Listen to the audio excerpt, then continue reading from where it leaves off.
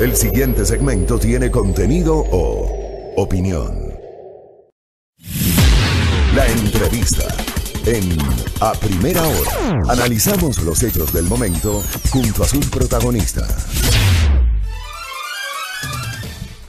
Muy bien, 7:10 en la mañana. Pegues un cafecito buen día con Tertulio. Ya se acabó, ya se terminó. Ya se acabó. Cafecito buen día para despertarnos con el rico aroma de café buen día. Acá pues patrocinador de este espacio de noticias. Queremos generar ahora mismo un diálogo periodístico para hablar de un ejercicio muy interesante, ¿no? En estas horas, en estas semanas, y ayer fue parte de nuestra opinión, se ha mencionado y se ha generado un debate muy interesante respecto de las precandidaturas que ya comienzan a aparecer. Ayer hablamos, por ejemplo, de este ejercicio desde una visión del centro hacia la derecha, vinculado a 3 candidaturas o precandidaturas. No hablo de candidaturas, sino de precandidaturas. La de Jaime Nebot, la de Guillermo Lasso y la de Isidro Romero Carbo. Isidro Romero ya ha dicho públicamente que va a escuchar y no ha descartado la posibilidad de ser candidato. ¿Qué pasa del centro hacia la izquierda? No tenemos, digamos, nombres totalmente definidos. Aparecen otros nombres que también se han mencionado que no tengo mucha idea respecto de su consistencia ideológica. Me refiero a Fernando Villavicencio, a Fernando Balda, al capitán Ortega. Yo no sé si finalmente estos personajes terminarán siendo candidatos. Gustavo Larrea, que a lo largo de tiempo e históricamente Gustavo Larrea había sido un hombre más cercano del centro hacia la izquierda. No tengo claridad, sinceramente no tengo claridad cuál es la postura hoy político-ideológica de Gustavo Larrea. Él lidera una organización política, Democracia Sí, que tuvo un papel muy interesante en las elecciones de este año 2019, en cuanto a lograr alcaldías, prefecturas, concejalías propias o en alianza. Y Democracia Sí se mantiene en el espectro electoral y va a tener candidatos de cara a los comicios del 2021. Jacobo García visita nuestra mesa de trabajo. Él reside acá en el Ecuador, es español. Él es especialista en comunicación política, procesos electorales. Además, decía al inicio de este programa, sígalo en Twitter porque tiene unos posts muy interesantes en las redes sociales. Jacobo, bienvenido, qué gusto. Muchas gracias, Fabricio. Muchas gracias, Alexis. Qué gusto tenerlo por acá. Bueno, hablemos un poquito sobre cómo lee la política ecuatoriana hoy y estos ejercicios que han incluso matizado investigaciones y análisis en redes por parte de nuestro invitado, de Jacobo García, sobre lo que son estos movimientos preelectorales. Bueno, de nuevo gracias por la invitación, un gusto estar aquí. Mira, yo lo que diría, Fabricio, Alexis, o sea, que esto no es nuevo, ¿no? Creo que ya es una constante en el escenario político ecuatoriano. Veo una gran distancia entre lo que la población siente, entre las expectativas que tiene y lo que a la población verdaderamente le importa y lo que están mostrando, haciendo o hablando los políticos ecuatorianos. Insisto, esto no es nuevo, pero es muy importante porque al final una elección lo que se trata es de enganchar las dos cosas, electores y políticos, ¿no? Partamos de ahí entonces, Jacobo. Esta primera valoración que hace nuestro entrevistado me parece que es sumamente importante para empezar a desarrollar ya más a profundidad el diálogo con Tertulio y amigos. Es qué es lo que quieren los ecuatorianos y qué es lo que no están entendiendo los políticos. ¿En dónde se rompe esa relación entre la necesidad de la gente y las urgencias que tienen los políticos de ganar elecciones? Bueno, creo que es una pregunta muy interesante, es también compleja y profunda, pero por resumirlo, así en algunos tips, a ver, yo diría que primero la población está en un estado de ánimo muy negativo, las preocupaciones que tiene son muy inmediatas, muy materiales en el tema, ya saben ustedes mejor que yo, economía, seguridad, incluso el tema migración, que hay un tema ahí que se habla poco a veces, pero al impacto social está siendo muy importante. Es una población que además no cree en instituciones, no cree en la mayoría de políticos, instituciones además de primer nivel, desde la Asamblea hasta Consejo de Participación, qué sé yo, ¿no? O sea, hay una especie de mezcla de desconfianza coyuntural con desconfianza estructural. También el sistema político ha sido siempre así, ¿no? Pero eso ha sido sembrado por la misma clase política. O sea, si tú tienes a los políticos permanentemente en los micrófonos de la televisión, de la radio y en la opinión en prensa diciendo que la política es corrupta, que la política es mala, que el Consejo de Participación no sirve, que la Asamblea no está ocupada de lo que tiene que ocuparse, que el Ejecutivo falla en tal y tal. Entonces, ¿cómo hacemos para que la población confíe en esas instituciones? Complicadísimo, muy complicado. Y además, no solo eso, claro, es que si los políticos, el ejemplo que dan es cambiar de camiseta y de ideales cada 2x3, anuncian su candidatura antes de escuchar a la gente.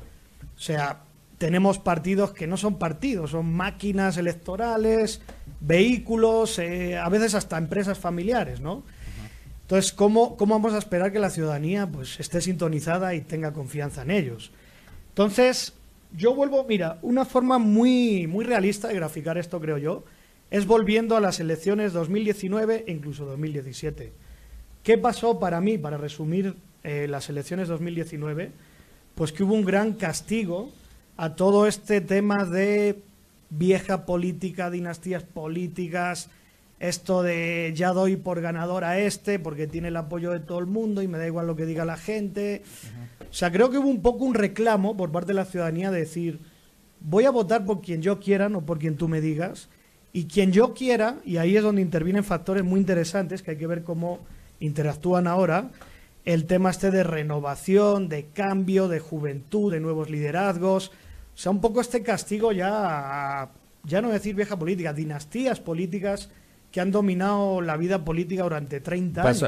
Pasó, por ejemplo, en la provincia del Oro, que creo que es el caso más emblemático, donde Falqués padre y Falqués hijo perdieron, el uno la prefectura y el otro la reelección de la alcaldía. Totalmente. Pasó en Tungurahua con Luis Fernando Torres. Pasó en Quito, con Moncayo. Claro, con el general Moncayo. Pero, por ejemplo, en Tungurahua, que Luis Fernando Torres todo apuntaba que iba a ser el alcalde, resulta que terminó perdiendo esa elección y con serios cuestionamientos porque resulta que su hijo terminó siendo su alterno, es decir, el relevo en la persona de su hijo como legislador, digo, para leer eso que nos comenta nuestro invitado. Sí, o sea, y aparte hay más sitios, ¿no? Hasta Loja, Quito, hay toda una serie de... Manta, en Manta el actual alcalde Agustín Intriago tiene 34 años y de hecho tiene algunas expectativas interesantes en su gestión. Y ahí se estaba enfrentando contra dinastías del estilo Estrada, ¿no? O sea, no estamos hablando de cualquier cosa. Pero insisto, esto tampoco quiere decir que la gente rechace categóricamente o tenga mala imagen de liderazgos que llevan décadas en el país, como puede ser el caso mismo Luis Fernando Torres, Paco Moncayo. O sea, incluso eran líderes que tienen a día de hoy todavía buena imagen, buen posicionamiento. Pero creo que el tema es que la gente no buscaba eso, simplemente buscó otra cosa, buscó otro tipo de liderazgo, de cercanía, de sensibilidad a los problemas que ellos tienen, incluso otro tipo de arquetipo de liderazgo, qué sé yo. Que es lo que pasó con Yunda en Quito, ¿no? Por ejemplo. O sea, no es que la gente, oye, odiaba a Paco Moncayo, nada que ver, pero la gente buscó otra cosa. Un poco sería esa la cosa, ¿no? Y con respecto a la lectura que hace Jacobo García al discurso de los que hoy se presentan como precandidatos a la presidencia de la República, la gente a veces a estas alturas dice como que está muy lejos todavía 2021 y la elección presidencial, pero en política los tiempos son bastante cortos. Tienen que trabajar mucho, tienen que recorrer el país, tienen que irse adaptando también a las necesidades de la gente, lo que dice la gente y demás. Entonces, hemos visto que ya se han anticipado. Nebot quizás sin hacer tanta bulla, pero recorriendo el Ecuador. Creo que Nebot más pragmático, ¿no? Me parece. Creo yo. Lazo más aventado, ¿no? Pero esa misma condición de aventarse más públicamente puede pasarle factura por un tema que decía hace un momento Jacobo Contertulio. Ya te anticipas, ¿no? Sin saber qué es lo que quiere la gente, a decir, por ejemplo, yo voy de candidato sin alianzas. Entonces voy solo, voy con mi partido. Sí. Ya. Cerraste una puerta, varias puertas. ¿Cómo se leen esos discursos? Sí, o sea, a ver, hay varios temas ahí. O sea, primero, vamos a poner los más extremos, ¿no? Lo que comentaba Fabricio, o sea, el capitán Ortega, Andrés Páez.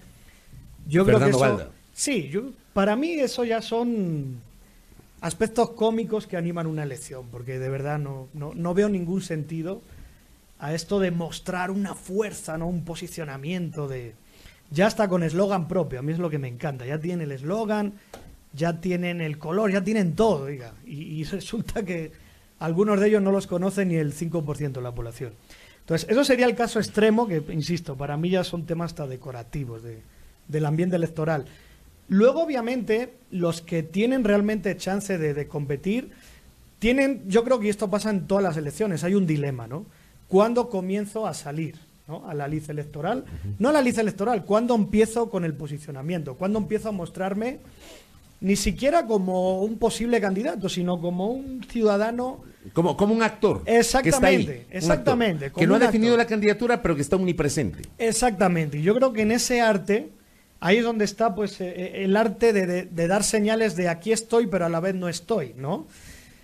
Entonces, en ese sentido, me parece que quien lo hace con más inteligencia, a día de hoy podría ser Nebot, porque él tiene la expectativa abierta, ¿no? No, ni sí ni no, pero a la vez está articulando, no solo desde lo discursivo, con este corrimiento, digamos, al centro, a posiciones moderadas, sino a nivel de la acción política y territorial. Todo este tema de los alcaldes, la alianza con los alcaldes. Estuvo con alcaldes y prefectos. Así es. Que además, a ver, claro, en teoría no debería ser invitado, porque es un encuentro de alcaldes y prefectos, no de exalcaldes y exprefectos.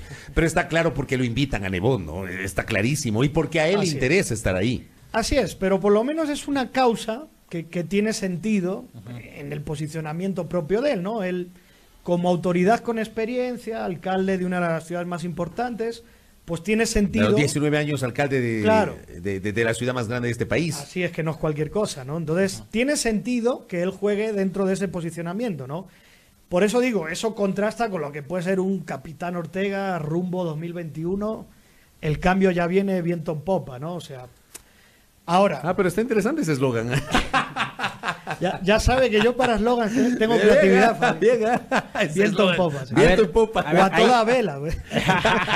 Ahí tenemos a dos personajes a los que les ha analizado Jacobo García. Pero tenemos dos, dos corrientes también que, digamos, pueden salir de la misma vertiente y saber si es que tienen o no tienen opciones. La una es la Alianza País de Moreno y la figura de Sonnenholzner, que se habla como el potencial candidato que usaría el gobierno para tratar de buscar una reelección. Y otro es la Revolución Ciudadana. ¿Qué va a pasar con Fuerza Compromiso Social? Lo que mucha gente, la opinión pública, llama correísmo. Ahí está una de las claves, ¿no? O sea, yendo muy rápidamente, o sea, a ver, estamos en un escenario fragmentado, ¿no? En un escenario fragmentado, quien tiene ventajas son las identidades fuertes o cohesionadas, ¿no? Es decir, las fuerzas políticas que tengan un voto duro, consistente o interesante. En ese caso, por eso estamos hablando que Nebot, el correísmo, son fuerzas que a priori están en las mejores posiciones para competir, aunque todavía falta un mundo, ¿no? El tema del correísmo es que, digamos que ellos tienen un voto duro, vamos a decir, aproximadamente entre el 20 y 25%, no tienen la popularidad que tuvieron en el año 2013 y creo que algunos cuadros de ellos todavía o no entienden o no quieren entender que buena parte de la población no quiere regresar tampoco a lo mismo. Es verdad que este desastre de gestión de gobierno puede reforzar este imaginario de antes estábamos mejor y les voy a dar chance otra vez. Pero ojo, o sea, recordemos las elecciones 2017. El correísmo perdió en Quito, en Guayaquil, en muchos sitios. Y no es que perdió con un candidato nuevo, qué bestia, qué cuadro, qué figura. O sea, perdió contra Guillermo Lasso, uno de los candidatos que más resistencia ha tenido a lo largo de los procesos electorales en Ecuador. Entonces, sí hubo una demanda desde el 2017, no voy a decir de cambio total de lo que fue aquel modelo de Correa, pero sí de una evolución de lo que fue ese modelo. La pregunta que yo me haría a día de hoy es, ¿el correísmo está hablando o está buscando alianzas y amplitud en términos de evolución de lo que fue? ¿O se está resguardando en su núcleo duro de resistencia como vamos a volver, están desbaratando lo logrado, hay que seguir con la década ganada? Pero digo, me pongo a reflexionar, creo que la primera vía debería ser la más adecuada, ¿o no?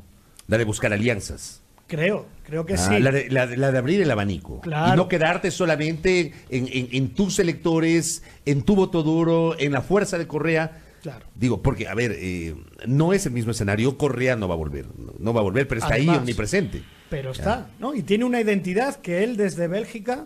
De acuerdo. O sea, él pone un candidato de su fila y Pero va a digo, tener mañana el 20%. Pero por estrategia, lo lógico debería ser ir Exacto. por la vía de ampliar el abanico, abrir el abanico de posibilidades. Exactamente. Ahora, ahí yo me haría dos preguntas. La primera es, ¿por dónde abrirlo?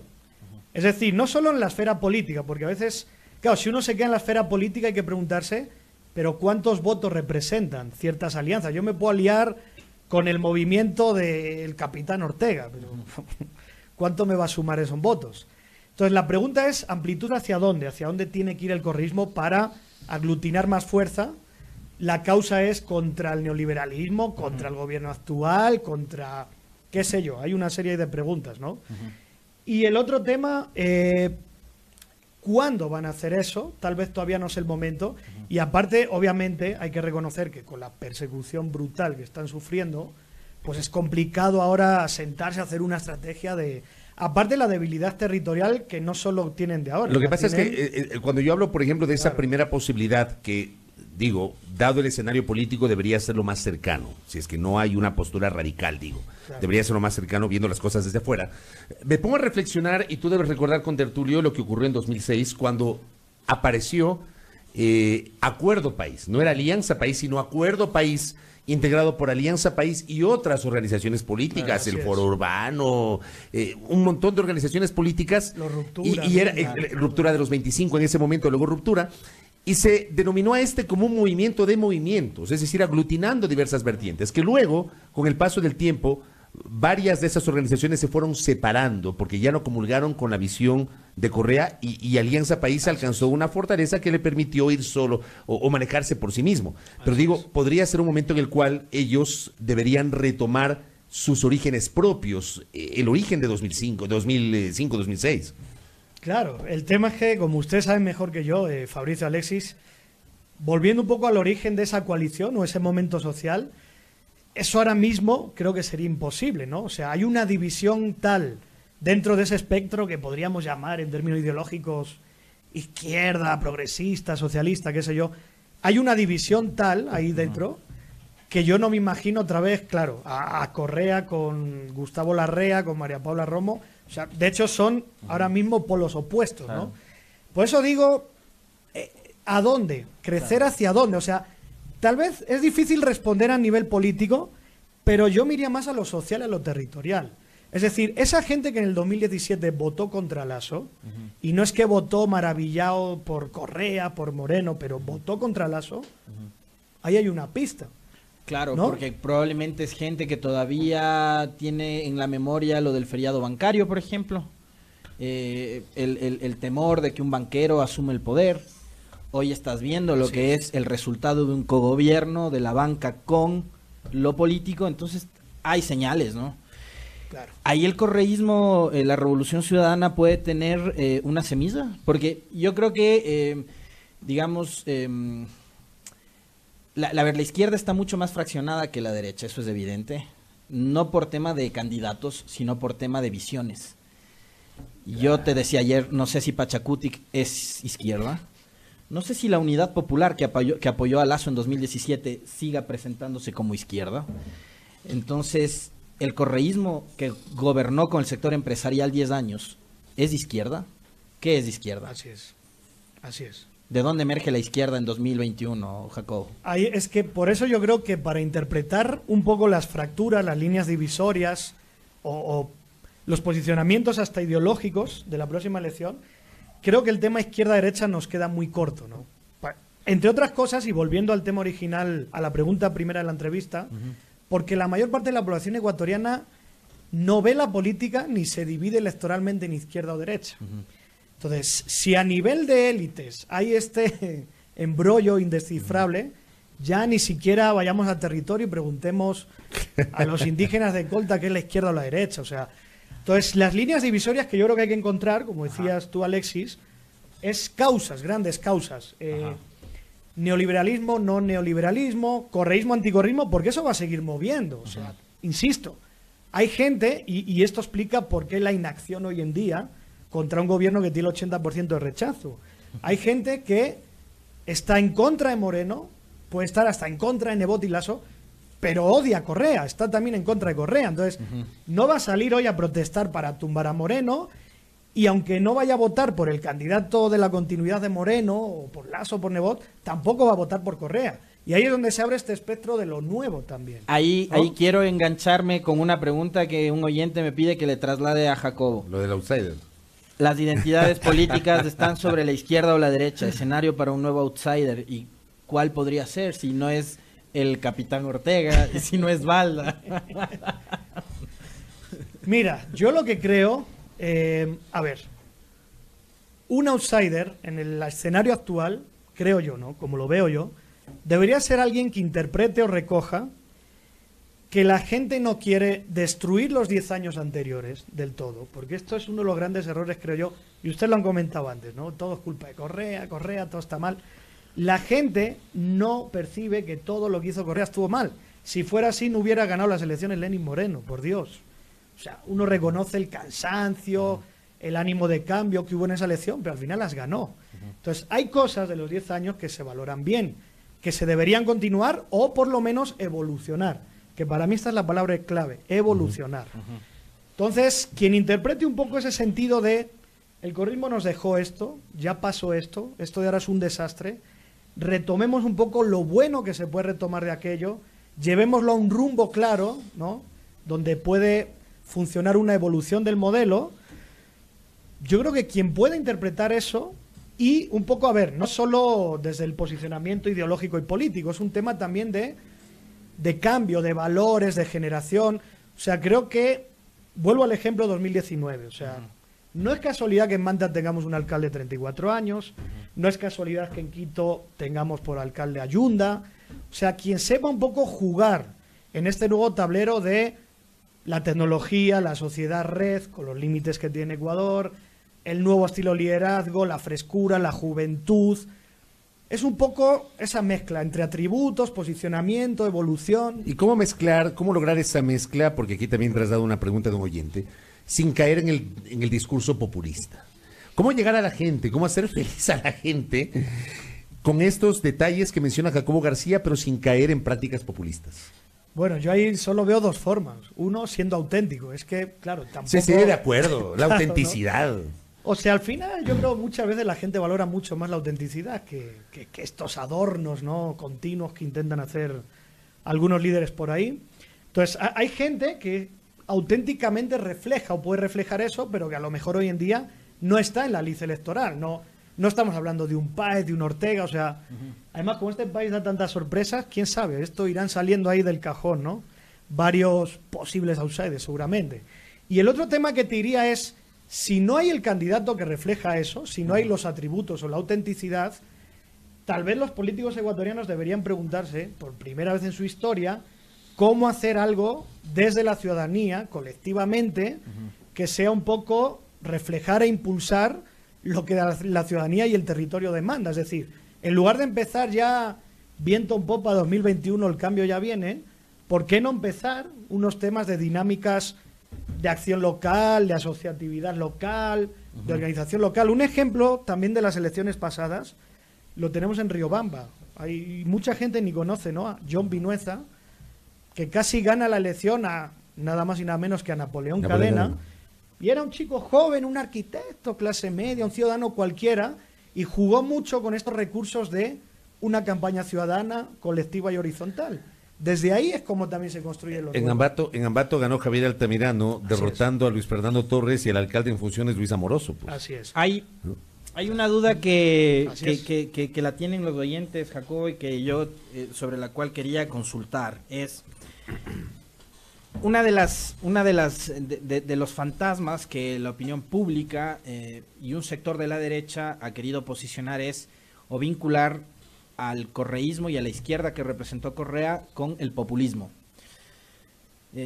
Digo, ¿qué más muestra de populismo puede ser, por ejemplo, las medidas que intentó implementar Macri después del revolcón electoral de las PASO, ¿no? Al día siguiente, ¿no? Exactamente, entonces digo, populismos hay de derecha e izquierda. Claro.